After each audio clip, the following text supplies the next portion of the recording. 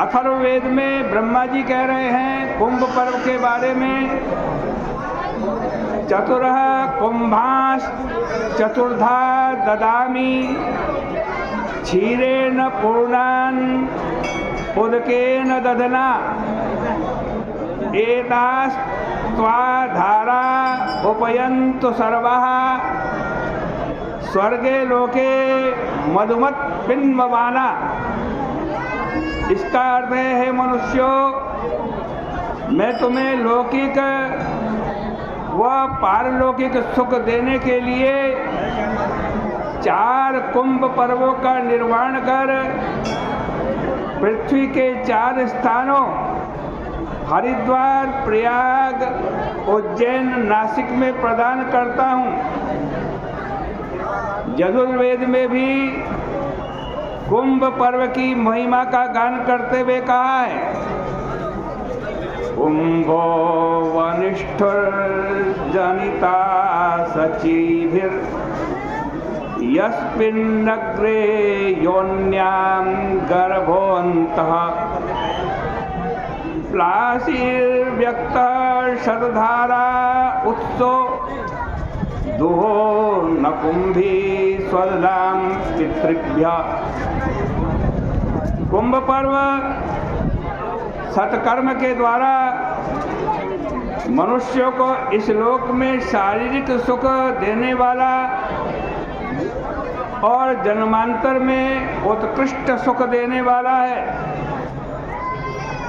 अथर्ववेद के काल सूक्त में काल तत्व के अंतर्गत पूर्ण कुंभ की स्थापना की गई है।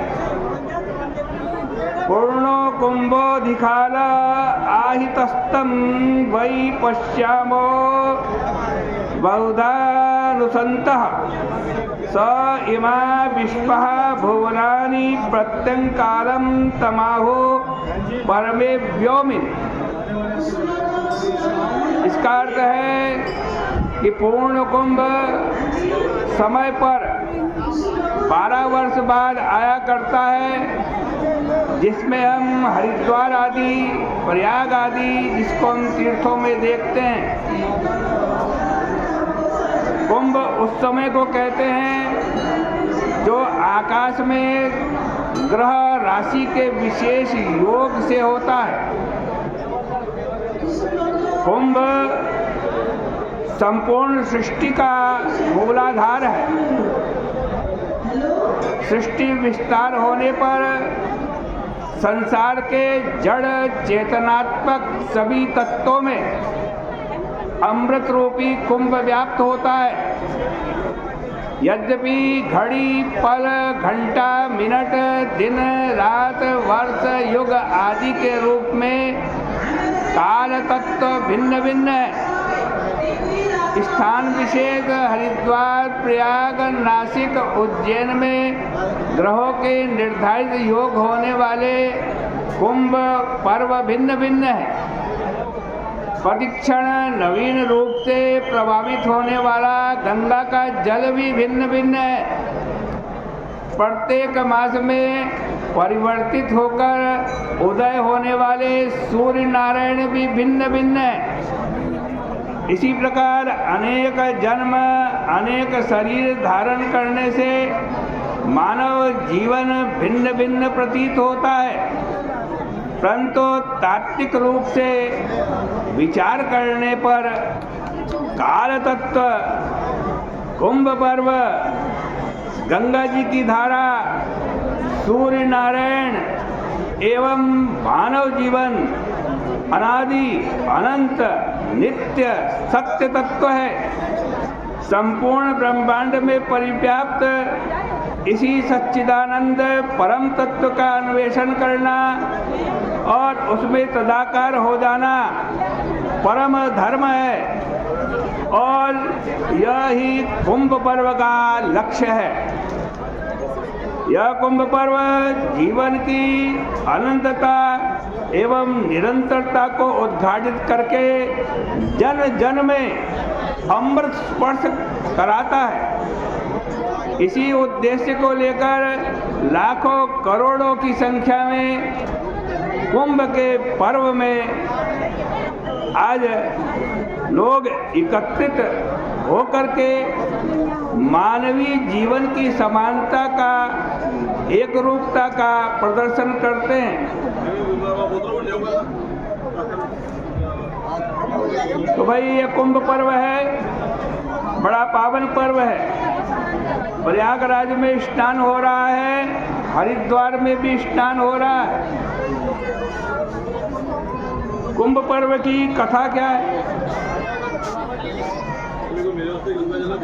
स्कंद, विष्णु, भागवत आदि पुराणों में समुद्र मंथन, अमृत कलशोत्पत्ति एवं कुंभ पर्व से संबंधित उपाख्यान विस्तार से वर्णित है। अथात संप्रवक्ष्यामि कलशोत्पत्तिमुत्तमाम्। इस प्रसंग के माध्यम से स्कंद पुराण में कहा गया है कि पूर्व काल में पृथ्वी के उत्तर भाग में हिमालय के समीप क्षीरोद नामक समुद्र था, जिसका देवता और दानवों ने मंथन किया। इसमें मंदराचल को मंथन दंड, मथानी एवं वासुकी सर्प को नेति रस्सी बनाया गया। क्षीर सागर से 14 रत्न निकले। अमृत कलश लेकर धन्वंतरी भगवान प्रकट हुए। अमृत कलश पर अधिकार पाने के लिए 12 दिन तक देव दानव में संघर्ष हुआ। इंद्रपुत्र जयंत ने अमृत कलश का अपहरण किया। यह अमृत कलश पृथ्वी के 4 स्थान हरिद्वार, प्रयाग, नासिक, उज्जैन में स्थापित किया गया। इन तीर्थों पर अमृत बिंदुओं का पतन हुआ। चंद्र, सूर्य, बृहस्पति ने इस अमृत कलश की विभिन्न प्रकार से सुरक्षा की। विष्णु भगवान ने मोहिनी रूप धारण करके देवताओं को अमृत बांट कर पिला दिया। देवताओं के 12 दिन मनुष्यों के 12 वर्ष के तुल्य बराबर होते हैं। कुंभ पर्व भी 12 होते हैं, जिनमें से 4 कुंभ पृथ्वी पर पहले बताए गए 3 तीर्थों में तथा शेष कुंभ देवलोक में होते हैं। बृहस्पति, सूर्य, चंद्र जिन राशियों पर रहते हुए अमृत कलश की रक्षा उन्होंने की, उन राशियों पर इन ग्रहों के योग होने पर कुंभ पर्व होता है। बृहस्पति का योग लगभग 12 वर्ष होता है।